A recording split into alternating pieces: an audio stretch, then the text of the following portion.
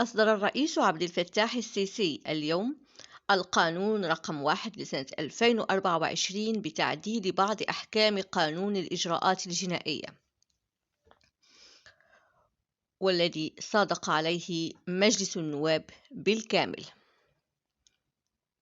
القانون يقضي بجعل التقاضي في المحاكم الجنائية على درجتين أمام محاكم الاستئناف قبل اللجوء إلى النقد.